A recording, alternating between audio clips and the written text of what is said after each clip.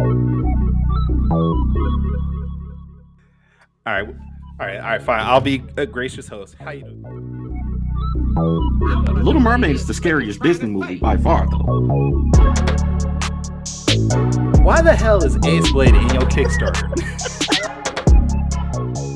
Some comics. I'm getting controversial today. We're gonna get controversial today with.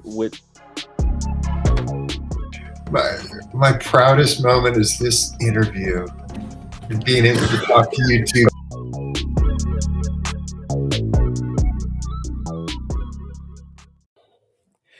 Ladies and gentlemen, boys and girls, children of all ages, Taurus Comics, in collaboration with Fourth Wall Productions, respectfully brings to you the 76th episode of the Four Tales podcast. I'm your host, Kyron Silver from Taurus Comics. Across the way is a purple reporter of Ace Blade, Danny J. Quick, and together we are your two award-winning blurred comic creators here to help you find your next favorite comic. We are live on the Age to Geekdom network via Facebook, Twitter, Twitch, YouTube. So if you're listening and watching us live, thank you for your support. But don't forget to like, subscribe, share, and review our podcast because all your positive reviews and interactions help us in reaching a bigger audience. Danny J. Quick, what's going on, man? I'm doing good, man. How you doing? Oh, man. I'm stressed out, actually. I'm Really? very stressed. Yes. The Kickstarter is stressing you out? Yes. Yeah. Yes. It's like that, man. It's a It whole thing. I'm already bald, but I lost more space in my bald spot during this campaign. Man, I sent in my Kickstarter for issue 4, a solid lightning wielder. Got 2 days ago. No, was that yesterday or 2 days ago? I don't remember. I think it was 2 days ago. And it's still under review. And I know that's stupid because they take a while, but I've had a Kickstarter get reviewed in like half an hour and got approved. Yeah, and I'm like, it's weird because they went to from what I heard, I don't know this, but from what I heard, they went to a 4-day work week. So depending on who's reviewing your Kickstarter, if it's at the beginning of the week or the end of the week, it might just take 4 or 5 days. 3 business days that they're supposed to take. So okay, it's like that. Orlando is in the chat. Good morning, Orlando. Thanks for joining us again. What's happening, man? It's good to see you. Up and at 'em. Yeah. We're about to do our what books we read this week, right? Or you had wait, you had a rant. I do have a rant, but it's a rant against myself. Okay. So I don't know if you saw, but I I decided recently that I was going to sell my comic book collection, or most of my comic book collection. All right. So I got probably 600 comics in here that I just been collecting over the years, but only 600. Yeah, only 600. I've only literally been reading comics for like 10 years now. So God, that's so small. It's crazy. It's crazy, but that's such a small amount of books to have collected. But I decided, I was like, all right, I need to for my personal collection, I'm going to shrink it down to 100 books. I'm going to keep 100 books for myself. I want to stay under 20 graded books, but my indie books is a separate thing. So I'm keeping my indie books because I'm reading those. So the indie books that I have, I probably got 200 indie books alone. But just for the store and for, because I want to build up, kind of not the retailer, but the the people who go out and sell and trade comic books and stuff. Reseller? I want to kind of build up that profile. Okay. So in doing that, I decided to go through my comics and see which ones I wanted to keep. And last week I told you I was reading Far Sector. Yeah, right? You did, yeah. Reading back through Far Sector. So I went and I found my Far Sector books. I found my Far Sector comics. Right? And I was like, I should sell these. I know the story. I got the trade now. I should sell these. Turns out I have all of them except for book number 6. All right. All of them except for book number 6. Okay. So now the conundrum is, do I go out and buy number 6 to complete the set? or do I just sell them the way that they are? Or do I just buy number 6 and then put this as part of my 100 books that I have? You know what I'm saying? Like my brain won't turn off the. I want to have the complete set. I love this series. You know, it was great to me. So you know, this might just be 12 of the books that I keep, but that takes out a lot of space from the 100 books that I want to shut it down to. So maybe Okay. I'll expand it. I don't know. I don't know what to So do. my thoughts: if you Mhm. can buy number 6 for cheap, do that. Like, just do a quick search, go eBay, find if you can find it cheap. Mhm.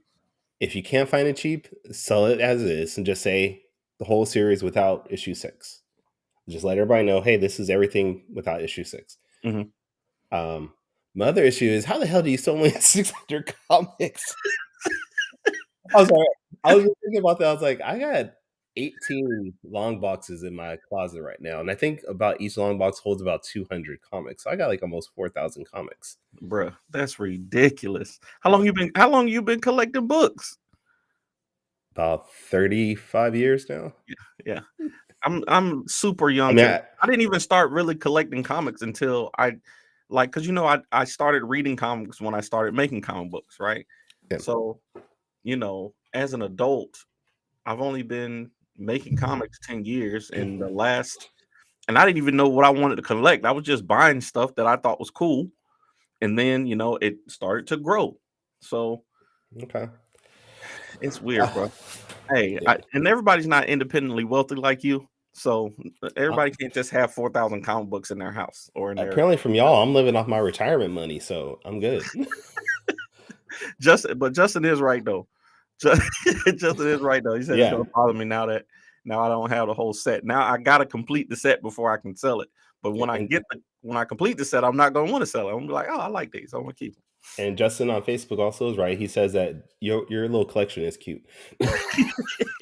But I want to see. I mean, we spent a good time talking. I want to see about the guest we have today and see what kind of a collection he has. I mean, Absolutely.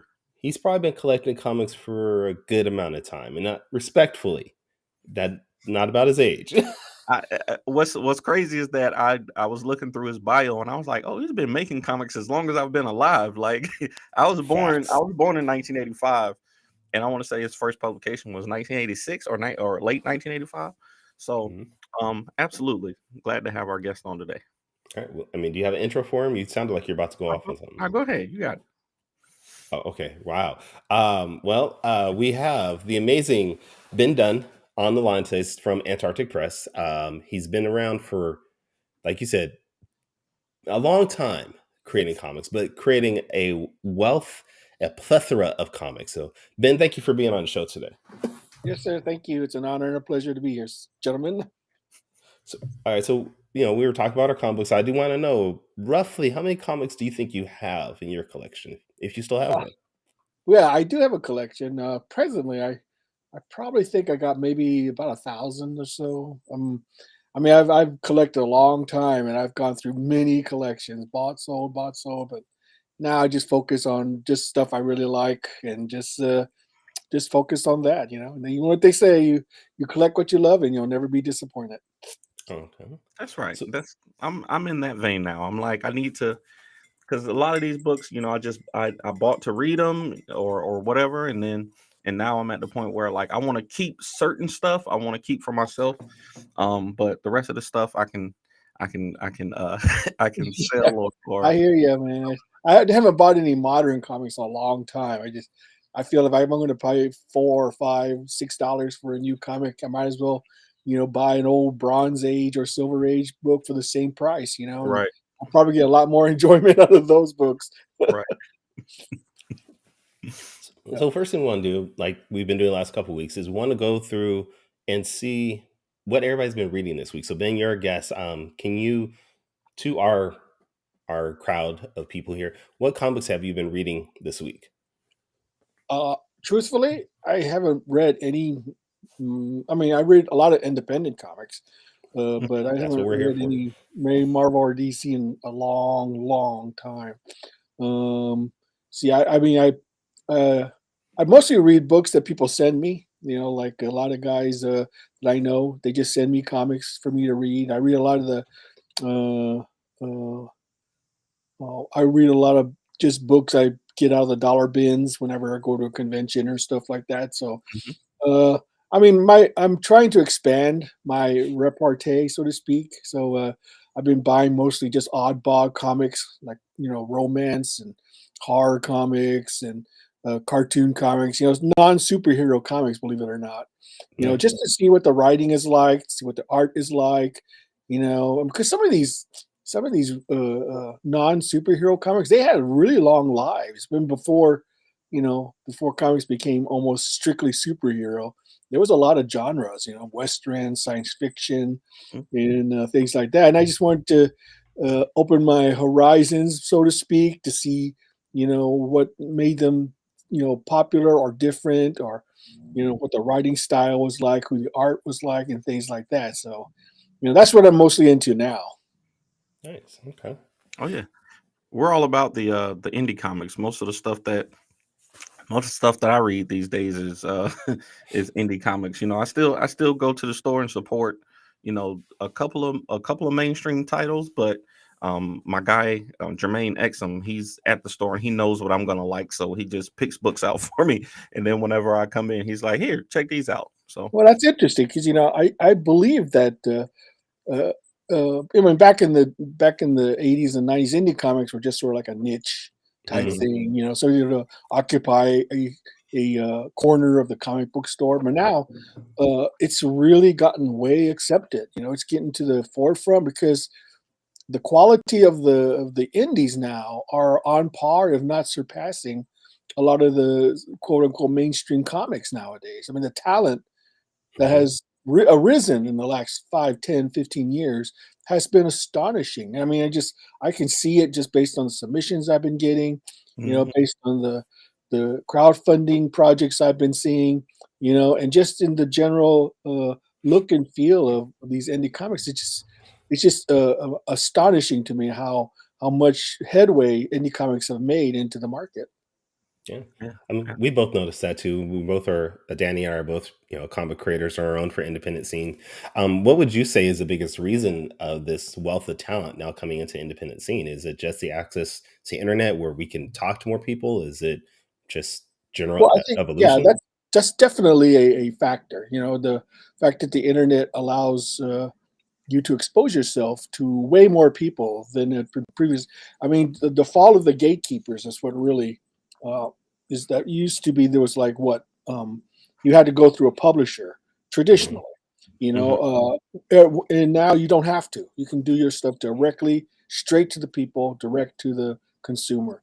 And that gives you a lot of unfettered freedom. And it gives you, and it's almost like a purely capitalist system where you just, your work survives or thrives based on the product you produce. If people love your stuff, they'll give you money for it and they'll support you. If they don't, they'll let you know. And then it's up to you to change it or modify it or to tweak it so that it can be a success. Mhm. Very nice. Now you have a Kickstarter going right now for Tomorrow Girl. Speaking of people giving you money for things that they like, uh, can you tell us about what Tomorrow Girl is, what the Kickstarter is about, things like that? Yeah, Tomorrow Girl is sort of my. I love old classic superheroes. I mean, I grew up with Silver Age and Bronze Age books, and I wasn't much into Golden Age because I always thought the art was kind of crude and the story's very simplistic. But this is my character to a sort of an homage or throwback to those earlier, simpler times when characters were uh, had a set, strict code of morals. But I throw a little manga spin in there so that it's has also sort of a slice of life type feel to it. Mhm. So it's like a combination of like a Silver Age manga. It's a character that's been around for a long time. I created her like in 1992, but she was never. She was always a background character. She was never a main supporting character. So, but when I did a crossover with Common America, that thrusted her into the forefront, and people really started liking her. So I decided to start doing her own series, and it's proven to be pretty popular. So I decided to let the new readers know that character's been around for a long time, and I wanted to uh, uh, get them up to date on all her past adventures. I love it. I love it.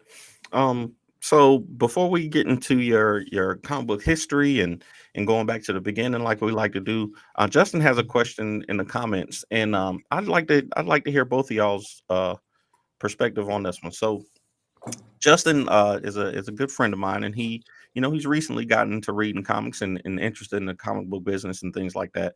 And he wants to know what's the criteria for a comic to be considered mainstream. Do you think it's the publication? Do you think it's the amount of time or how many books are coming out a year, or maybe the infrastructure that the company has that's publishing it? Oh, that's a pretty tricky question. I mean, what is mainstream to begin with? I mean, is that the ability to get your material to a large audience through traditional means like bookstores and comic stores and such? And because in that case, independent comics are mainstream. You can get them in bookstores. You've seen them in bookstores and comic stores. So that's no longer. I mean, does it mean that a vast majority of people recognize the character? Well, that's not always true either. Marvel and DC have minor characters that have their own series that very few people know anything about. So I mean, I would think that anything you do that is in the eyes of the public is mainstream. It's just a matter of whether you can get that IP or creation, into a large enough audience that people will start to recognize it right away. Right. And that takes a lot of work. It absolutely does. Um, what would you say, Kyron? What comics would you determine as to be considered mainstream? I mean, like Ben said, it's a complicated word to say mainstream. It's sort of like the struggle that we have with saying what is independent self-publishing type of thing. It's a gray area. Um, I mean, most of the stuff that comes out of Marvel DC, I guess you could probably say is mainstream. But I think if you're getting to a book where it's being sold on a monthly basis to like tens of thousands, hundreds of thousands of people, that's closer to what I would say mainstream is. But I don't think there is a true rule as Yeah. far as what mainstream is supposed to be anymore. I think, Yeah, like I Ben mean said, things can come out of the blue that suddenly become mainstream. I mean, for instance, here's a good example, like Walking Dead. exactly. That was an Image comic that came out. It was another zombie book. Nobody really cared. I mean, nobody really gave it much thought. And then when the option for a TV series, bam, it was suddenly quote unquote mainstream. Yeah. Because a lot of people were exposed to it. That's Yeah. actually what I was going to say is a good example of Walking Dead. And I think Invincible is getting to that now with their cartoon series, even things like The Boys. These are all books that had a following, but until they were on a streaming service or on TV, no one really cared too much about it. But Yeah, Yeah. now that they're exposed now, people are like, oh, let me go back and read this series. So, exactly. Yeah, for sure. And for Justin's follow up question, for me, I just say indie comics to me are just self published comics that don't have traditional distribution and infrastructure. So something that's pretty much self published. And that doesn't have that major notoriety like comics from the big two to have. So there's not a fine there's not a distinct line that separates what's indie and mainstream. You know, Yeah, I agree with you. I mean, yeah, because the traditional is falling away to the new paradigm. I mean, the fact of the matter is, things like webtoons and global comics and a lot of digital platforms that now carry comics. I mean, they can reach potentially billions of people. And that is that considered mainstream? I mean, if you had that many eyeballs on a comic, I mean, yeah, that I would yeah, think that would be mainstream. yeah, So it's you have that flexibility now where you can go through different avenues of distribution. The thing is that we can't be caught up in. I mean, the old traditional ways we shouldn't abandon, okay? Because Hollywood is learning that lesson very quickly. Uh, but we could also embrace the new as well, and incorporate them so that the both old and the new ways can thrive together. Absolutely, absolutely. Okay, so I'm interested in your comic book origins. I want to know, and I know our what our show usually does is we go back to the beginning for folks, and we want to know how you got into comics. What was your first jobs, and what was your how did you become interested in making comic books in the first place? When I was a kid, I loved reading the newspaper strips. Mm, When newspapers carried comic strips, I would voraciously devour them. I'm more of a visual person. I think I have a little bit. Uh, I had probably had undiagnosed ADHD or something when I was a kid, because I had a hard time reading text, but I could easily read text. It was accompanied by a picture. So mm, I was just drawn to comics, and and they were cheap. It was comics back then were meant for kids to pick up with very little allowance money, and we didn't have internet or things like that to keep us occupied. So comics was a really inexpensive diversionary entertainment, and you could read them over and over and over again. Dissect them, do whatever you wanted with them, and copy the pictures. I mean, they were a great source of entertainment. So I just love comics. It was just a fantastic way to be entertained, as a little kid. And then growing up, I just started reading more and more and more comics, and I started dealing comics to my classmates. I started drawing them because I just wanted to, and I wanted to be a comic book artist. But growing up Asian was not easy because uh, most traditional Asian families, they look down upon that as being sort of like a trash job, something mm, that's not to be taken seriously. But I wasn't deterred. I decided I wanted to do comics, and that's what I wanted. So, and then in college, I borrowed $5,000, and I started Antarctic Press and Wow. started publishing my own comics. And we've been doing it ever since. So I figured if I can't get into Marvel and DC, I'm just going to do my own books because uh, at that time, Eastman and Laird came out with Teenage Mutant Ninja Turtles, mhm, and that was a huge game changer. Indie comics uh, were always considered like I said, niche, sort of small time. But when the Turtles came out, oh, that just opened the floodgates to the direct market and to indie comics, and it just thrusted black and white books on the forefront, and it's hasn't changed ever since. Yeah. And so we've been publishing books continuously for 35 plus years, and we hope to do it for another 35 plus years. Wow. That's crazy. And then just going back to the comments you were saying, how when you're younger, being Asian, it wasn't something that your family was really appreciative of. And No, I still get that with my in-laws. They still, every time I see them, they're like, "You're still making those comic books?" I'm like, "Yeah, I'm still doing it. those Making funny money." books, still doing those funny books. When are you going to get a real job? Yeah, no, it's still something, and I think there is a good portion of society, not just in the Asian community, but society in general, that looks at comic books and they're like, okay, that's a side thing. That's a hobby. That's not a real job. But you've shown for 35 years, like you said, you're able to make comics. You can make a living on it. There are people out there. I mean, I don't know about your financial situations, so I'm not going to guess on it. But there are people out there that are making millions of dollars doing this. Yeah. What drives you to keep making comics? Is it just the love of the medium? Is it just a paycheck Well, at this point? I love comics and I love the people behind comics. The people who create comics, there's something about them that's sort of special in my eyes. The creativity, the imagination, the drive to want to do something and create something out of whole cloth. I mean, it's just something I just really, really admire.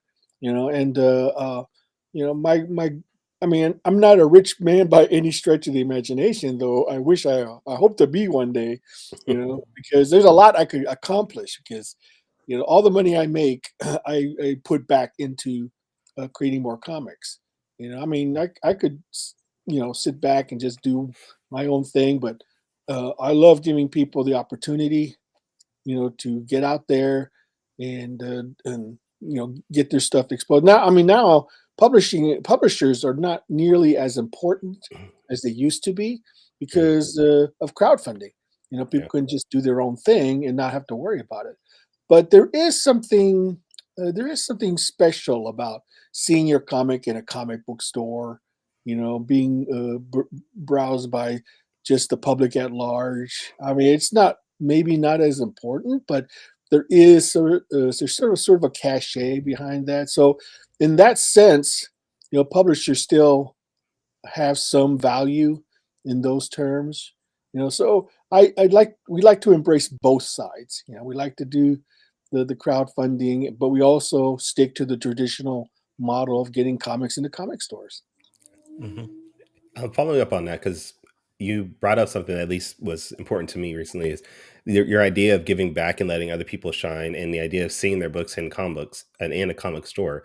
Antarctic Press has their exciting comic series, which you're now allowing other creators to put their books basically through your system and have it be showing up in comic book stores. How did that come about? Because I know when I got my chance and saw Lightning Wielder was featured Yeah, um, for 4 issues, I was great excited character. to see my book in the store and see my artwork as a cover. That was amazing for me. Sure. I mean, I love it was a good looking character. It's very, the way you wrote it and drew it. It was, it's on par with anything that, Marvel and DC is doing. So, Oh, I figured, okay. We're clipping that so everybody can hear that Ben Dunn said my character's on par with anything Marvel and yeah, DC is creating. I mean, I wouldn't have taken it otherwise.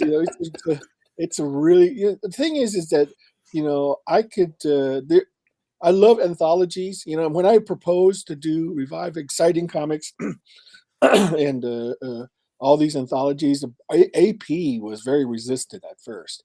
They told me, "Oh, anthologies don't sell. No one's doing anthologies anymore.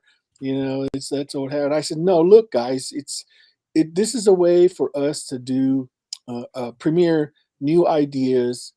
Give new creators an opportunity to get in comic stores and allow us to do it on a regular basis." and Yeah.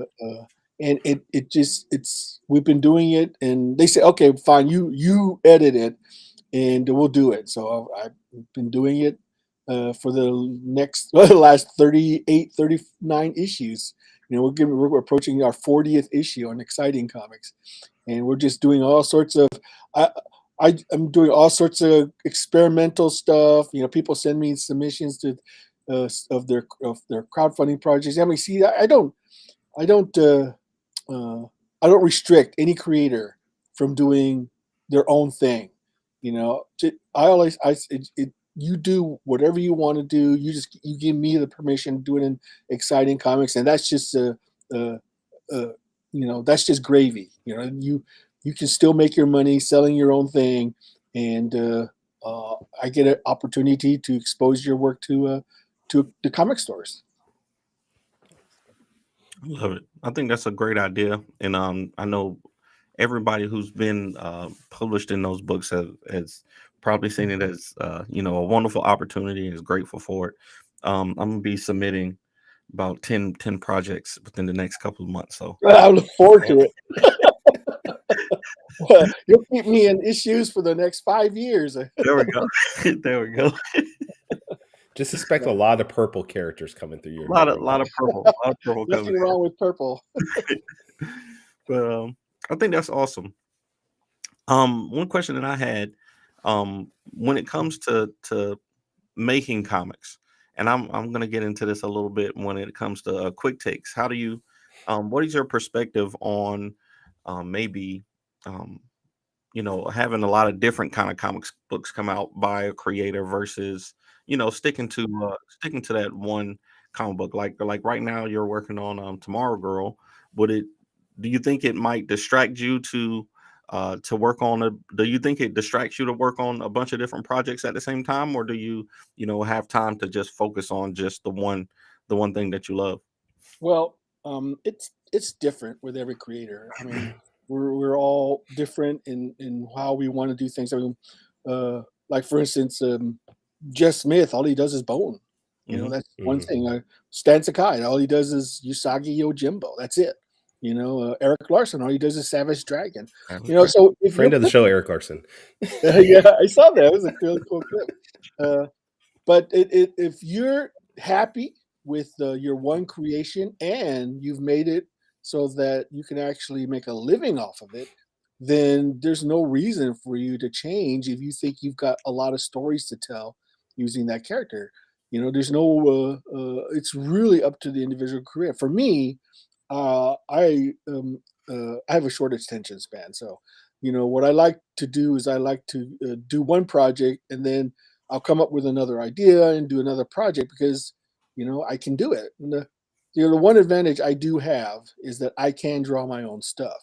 A Mhm. lot of writers are in that situation where they have great ideas but they can't draw, so they're sort of stuck in that uh, nebulous zone where they have to have an artist put their idea on paper so that he can actually sell it as a comic.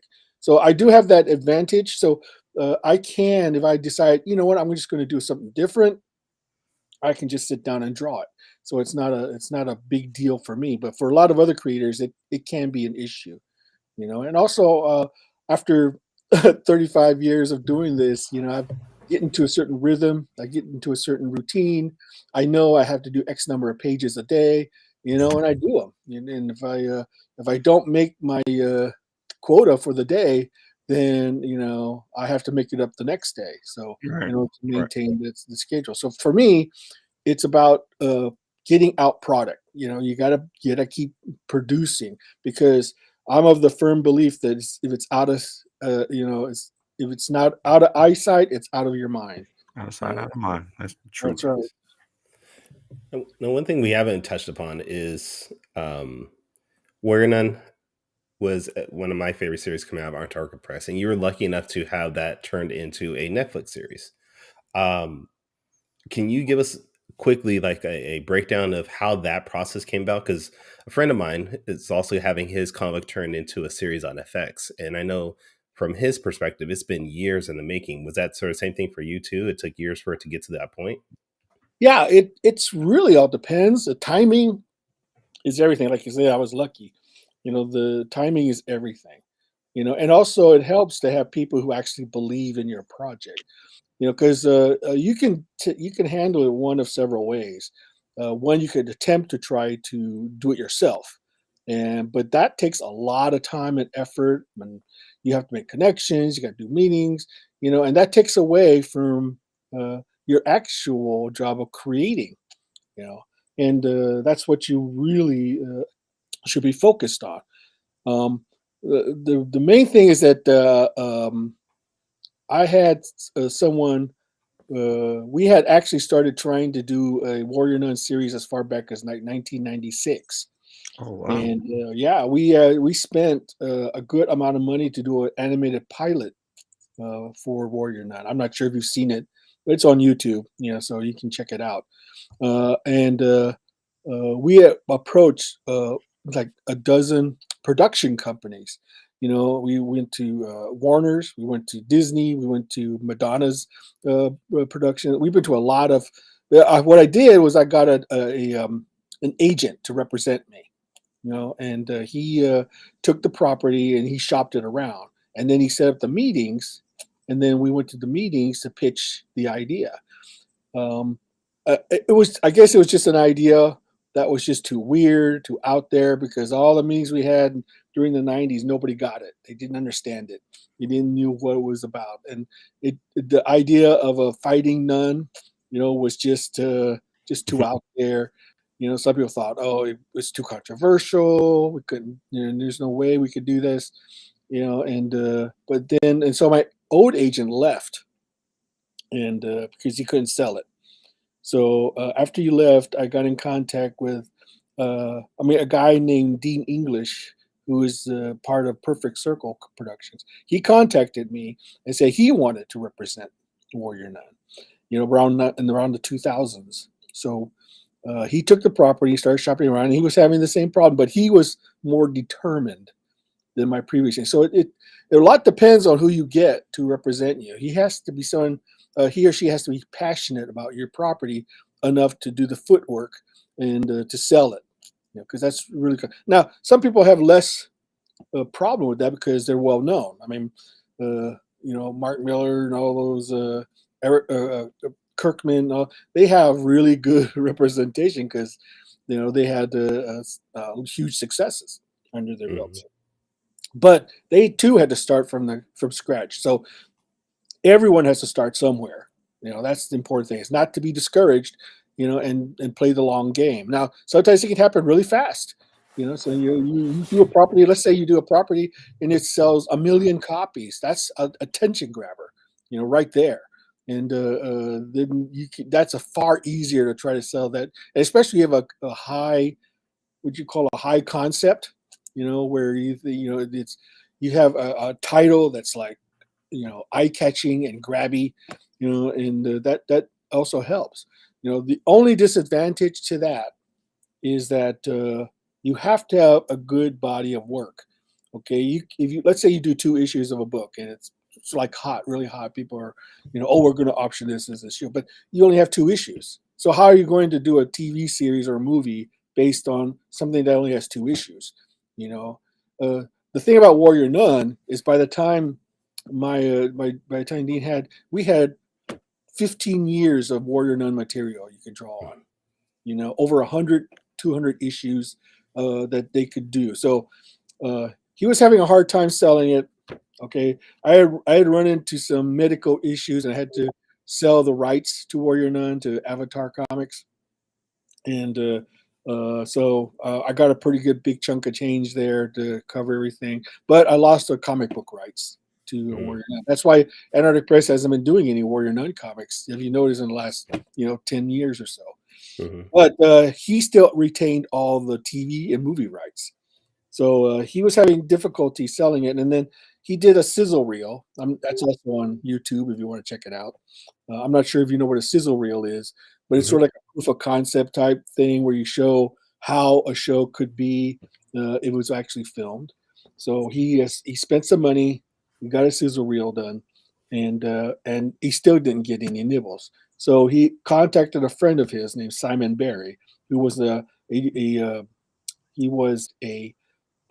seasoned showrunner. Okay, now I'm not sure if you know what a showrunner is, but it's basically the writer who controls the direction of the show, and he decides what.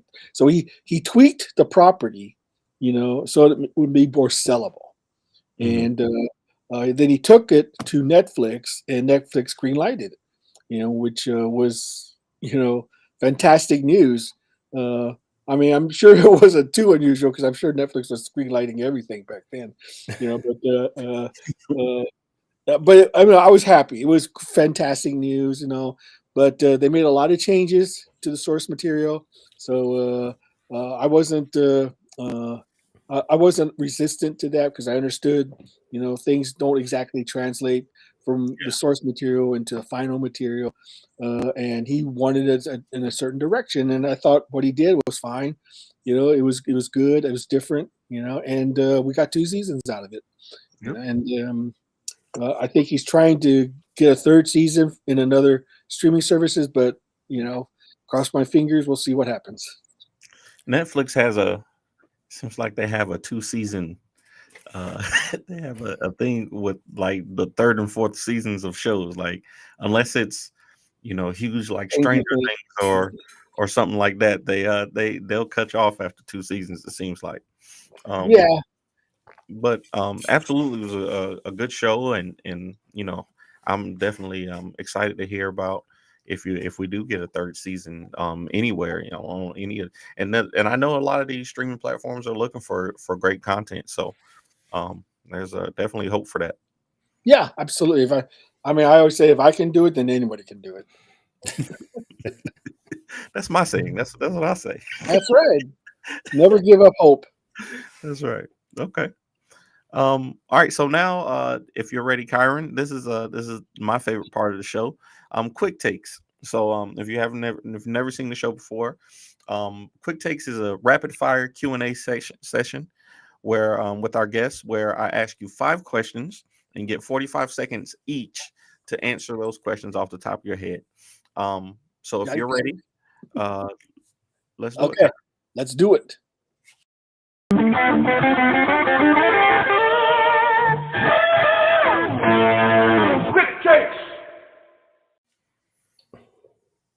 All right. So one thing that we didn't talk about was your creative endeavors with the mangaverse, and I know that I want to say in the new Spider-Man movie that just came out, Come on, spit it out. I'm not gonna say what happened, but we did see one of the I think the Spider-Man from the Spider-Verse was in there. So, but if you were to describe the difference between manga and comics to somebody in 45 seconds, how would you describe it? If you're talking about between Western and manga comics, I would say the biggest difference is that in Western comics, there's a sense of urgency. Things have to move very quickly. You got to get down to the brass tacks of the story. And then a lot of time it focuses on a lot of soap opera elements. In manga, it's more of a leisurely, laid back, where the stakes are not always that important, in that they're more laid back and more slice of life in terms of their storytelling. And since it's less episodic and more of a long term thing, that's basically to me the biggest difference between the two.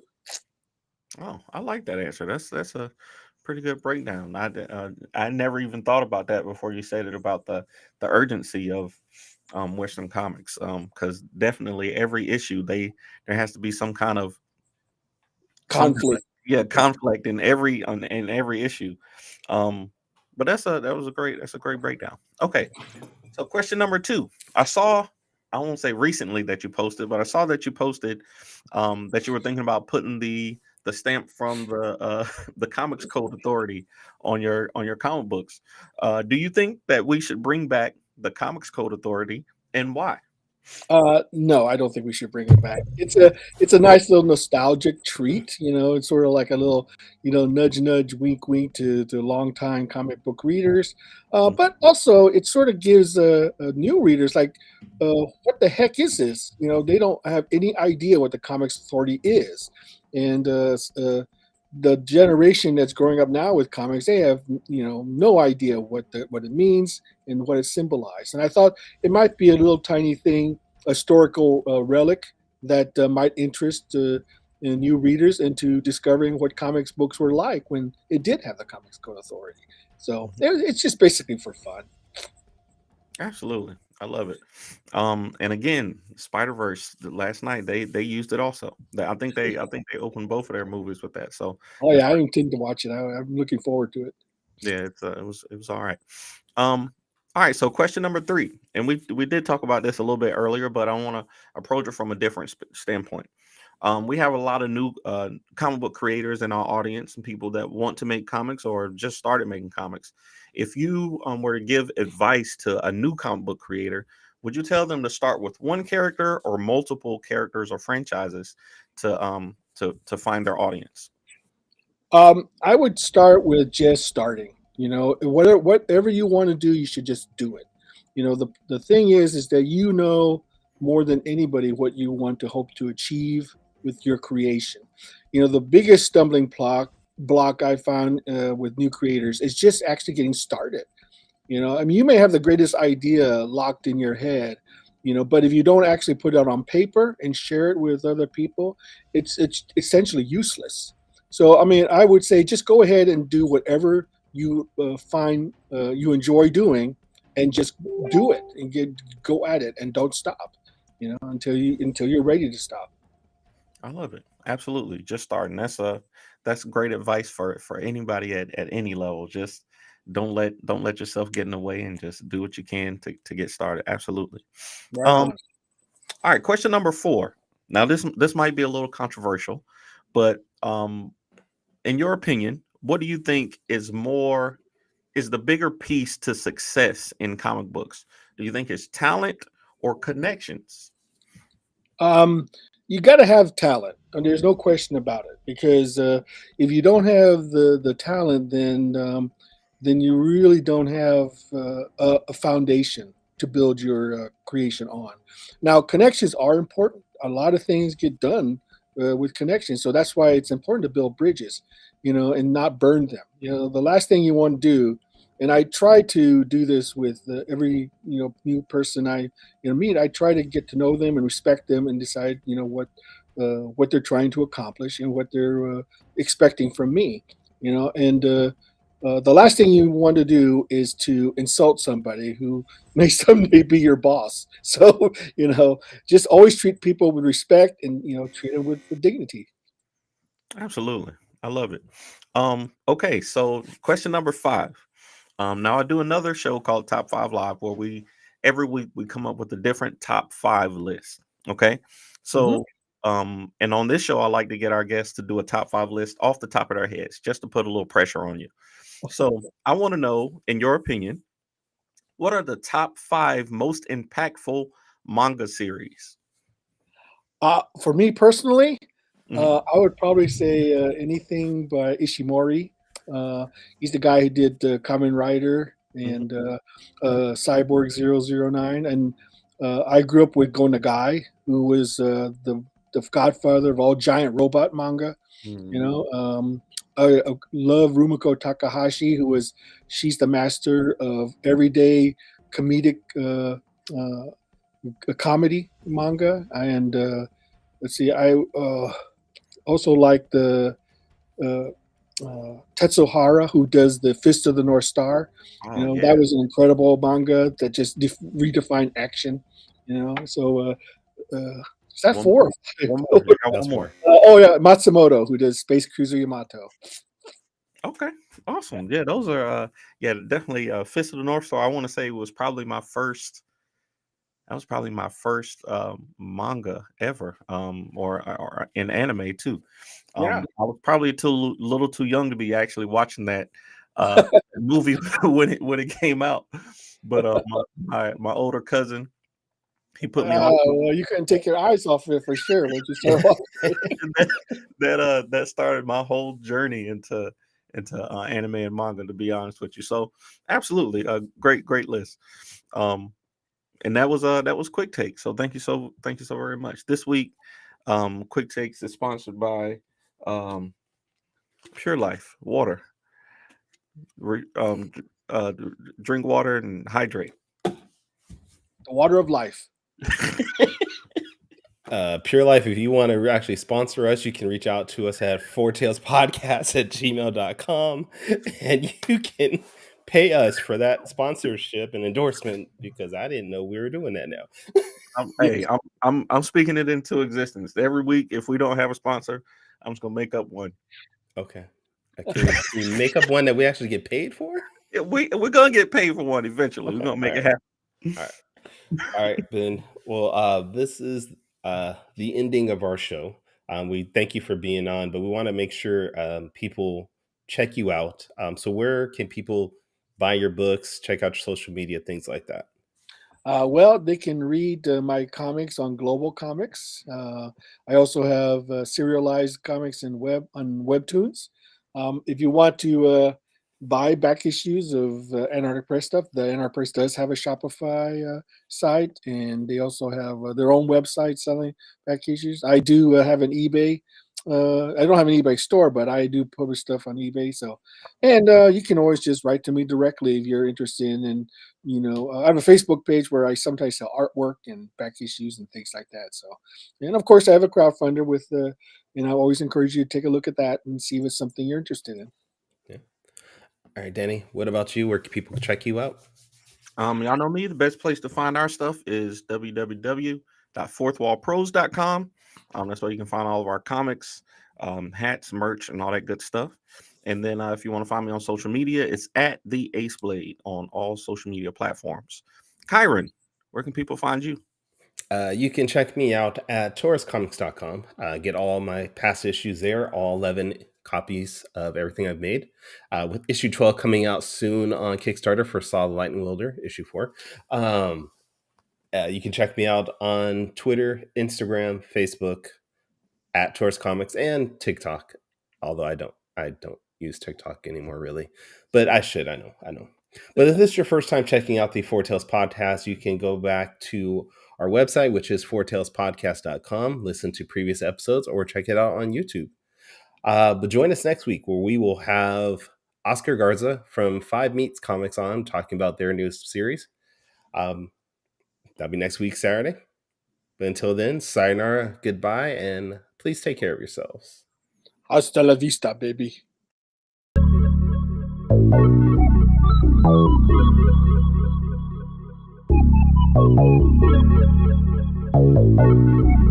I want to know what it is Quick is trying to say.